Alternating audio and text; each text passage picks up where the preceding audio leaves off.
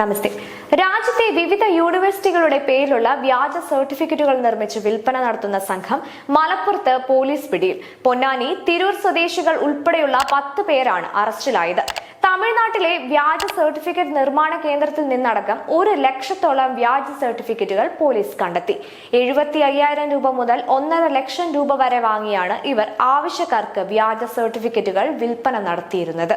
ഇതോടൊപ്പം സർട്ടിഫിക്കറ്റ് നിർമ്മാണ സാമഗ്രികളും വ്യാജ സർട്ടിഫിക്കറ്റുകളും പോലീസ് കസ്റ്റഡിയിലെടുത്തു. മലപ്പുറം ജില്ലാ പോലീസ് മേധാവിയുടെ നേതൃത്വത്തിലുള്ള പ്രത്യേക അന്വേഷണ സംഘമാണ് പ്രതികളെ പിടികൂടിയത്. തമിഴ്നാട് പൊള്ളാച്ചിയിലെ വീട് കേന്ദ്രീകരിച്ചായിരുന്നു ഇവരുടെ പ്രവർത്തനം. ജില്ലാ പോലീസ് മേധാവിക്ക് ലഭിച്ച രഹസ്യ വിവരത്തിന്റെ അടിസ്ഥാനത്തിൽ നടത്തിയ അന്വേഷണത്തിലാണ് സംഘത്തെ പിടികൂടിയത്. ഇവരുടെ അതായത് കേരളത്തിലുടനീളം നമ്മളിപ്പോൾ നോക്കിയതിനകത്ത് വിവിധ സ്ഥലങ്ങളിൽ ഇവർ ഏജൻസികൾ വഴിയാണ്. ഇനി അതിലേക്ക് നമ്മൾ കൂടുതലായിട്ട് അന്വേഷണം നടത്തേണ്ടത്. അത്തരത്തിലുള്ള ഒരു ഏജന്റാണ് ജസീം, അത്തരത്തിലുള്ള ഒരു ഏജന്റാണ് രതീഷ്.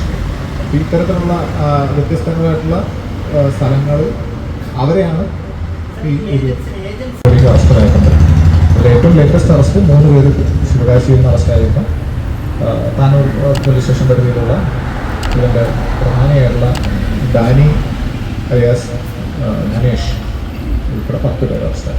വ്യാജ സർട്ടിഫിക്കറ്റ് നിർമ്മാണ കേന്ദ്രത്തിന്റെ മുഖ്യ സൂത്രധാരനും മലപ്പുറം തിരൂർ മീനടത്തൂർ സ്വദേശിയുമായ ഡാനി എന്ന ധനീഷ്, പൊന്നാനി പോത്തന്നൂർ സ്വദേശി മൂച്ചിക്കൽ ഇർഷാദ്, തിരൂർ പുറത്തൂർ സ്വദേശി നമ്പ്യാരത്ത് വീട്ടിൽ രാഹുൽ, തിരൂർ പയ്യരങ്ങാടി ചാലുപറമ്പിൽ നിസാർ, തിരുവനന്തപുരം നെടുമങ്ങാട് സ്വദേശികളായ ജസീം മത്സലിൽ, ജസീമിന്റെ ഭാര്യ സഹോദരൻ ഷെഫീഖ്, സുഹൃത്ത് രതീഷ്, തമിഴ്നാട് ശിവകാശി സ്വദേശികളായ ജൈനുലിൽ ആബിദീൻ, അരവിന്ദ്, വെങ്കടേഷ് എന്നിവരെയാണ് പൊന്നാനി CI S അഷ്റഫിന്റെ നേതൃത്വത്തിൽ പ്രത്യേക അന്വേഷണ സംഘം വിവിധ സ്ഥലങ്ങളിൽ നിന്നായി പിടികൂടിയത്. വിദ്യാഭ്യാസത്തിൽ മലപ്പുറം ജില്ല എങ്ങനെ ഒന്നാമതെത്തി എന്നതിന്റെ തെളിവാണിത്. ഈ വ്യാജ സർട്ടിഫിക്കറ്റുകൾ ജമാത്തുകൾ വഴിയാണ് വിതരണം ചെയ്യുന്നത് എന്നാണ് അറിയുന്നത്. ഈ വ്യാജൻ ഉപയോഗിച്ച് സർക്കാർ ജോലി തരപ്പെടുത്തുന്നു. പിന്നെ മതസംവരണം കൂടിയാകുമ്പോൾ ഭൂരിപക്ഷം ചെറുപ്പക്കാർക്കും കേന്ദ്ര സർക്കാർ ജോലി തരപ്പെടുത്തി നാടിന്റെ ഉദ്യോഗസ്ഥ ഭരണവും ഭാവിയിൽ കൈക്കലാക്കാം. എങ്ങനെയുണ്ട്?